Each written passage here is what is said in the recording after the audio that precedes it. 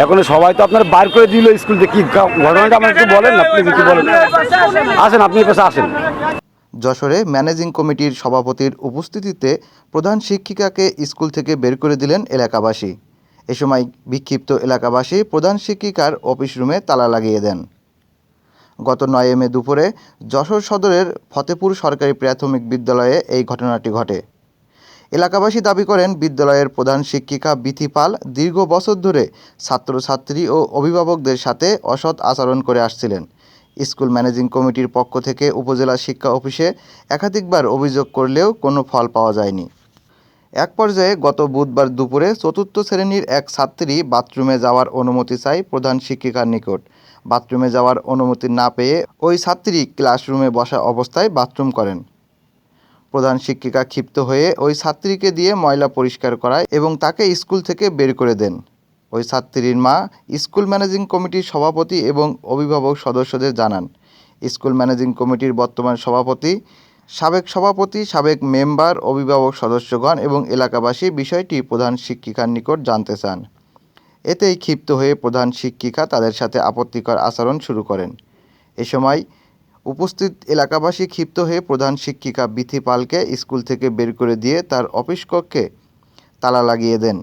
Phone দিছে যে আপনি শিক্ষক সভাপতি, আপনি স্কুলে আসেন, এই এসে দেখে আমাদের খুব ঝামেলা করে, মানে একটা বাচ্চারে, তাই উনি হলো বাথরুমে যাবে, সে বাথরুমে যেতে দেয়নি। বাচ্চাটা বাথরুম অলরেডি বাথরুমের মানে রুমের ভিতরে, ক্লাসরুমের ভিতরে বাথরুম করে দিছে। ওই ম্যাডামের জন্য অনেক অভিযোগ দিছে। ইউনো পর্যন্ত আমরা অভিযোগ দিছি, টিও পর্যন্ত আমরা অভিযোগ দিছি, আমরা কিন্তু কোনো সুরাও হয়নি। এখন যে জিজ্ঞাসা করেছি, ম্যাডাম হলো অস্বীকার করেছে, বলেছে। তো আমাদের যে প্রধান শিক্ষিকা আছেন তা বিথিকা পাল, বরাবরই উনি আমাদের যে গার্ডিয়ান আছে আমাদের ফতেপুর গ্রামে এই স্কুলের ছাত্রছাত্রীর যারা অভিভাবক, তাদের সাথে দুর্ব্যবহার করেন। আজকেও সে একটা দুর্ব্যবহার করেছে একটা শিশুর সাথে। শিশুটার তার বাথরুম চেপেছে, সেই বাথরুমে সে যেতে দেয়নি। প্রকৃতির ডাকে সে ওই ক্লাসরুমের ভিতরেই সেই বাথরুম করে দিছে। যদি সে বাথরুমে যেতে না দেবে তাহলে পাশে আমাদের ওয়াশরুমের কী দরকার আছে? সরকার কেন ওয়াশরুম দিল? দীর্ঘদিন মেম্বারই করেছে, করার পর আমি এই স্কুলের সভাপতি 15 বছর করেছি, কিন্তু এই রকম অসামাজিক মহিলা হেডমিস্ট্রেস আমি কোনো দিন দেখি নাই। তার কারণ আমি যা বুঝছি যে এই দিনের পর দিন এই মহিলাকে নিয়ে যে নির্যাতন নিপীড়ন এই ফতেপুর গ্রামবাসী ভোগ করে আসতেছে, আমি আর চাই না এই মহিলাই ফতেপুর গ্রামে থাকুক। আমার মেয়ে ইশরাত জাহান, ও ক্লাস 4-এ পড়ে। ওরে রোজকার মতো স্কুলে আসছে, ওর বাথরুম চাপিছে। স্কুলের প্রধান শিক্ষক ওরে রুম থেকে বেরোতে দেয়নি, বারবার বলার পরেও তারে রুমিতে বেরোতে দেয়নি। পরে ক্লাস শেষ হওয়ার আগ মুহূর্তে ও প্যান্ট পরে বাথরুম করে দিয়েছে। মেয়ে যাবে বারবার বলার সত্ত্বেও যাইতে দিনে বাথরুম করে ফেলেছে, তখন ওরা দিয়েই বাথরুম পরিষ্কার করাইছে।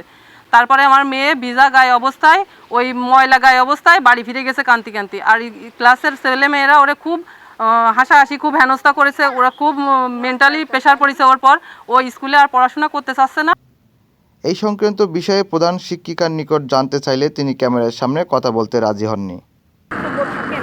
আসলে কি ঘটনাটা কি? আপনার যে তালা লাগায় বার করে দিল, এখন সবাই তো আপনার বার করে দিল স্কুল থেকে, কি ঘটনাটা আমার একটু বলেন না প্লিজ, একটু বলেন। আসেন, আপনি পাশে আসেন। আসলে কি হয়েছে, কি হয়েছে কি বলেন আপনার গাড়ি সিগন্যাল দেন না কেন? আপনার সাথে ওইটা হচ্ছে কি বলেন আমাদের না? আপনার যে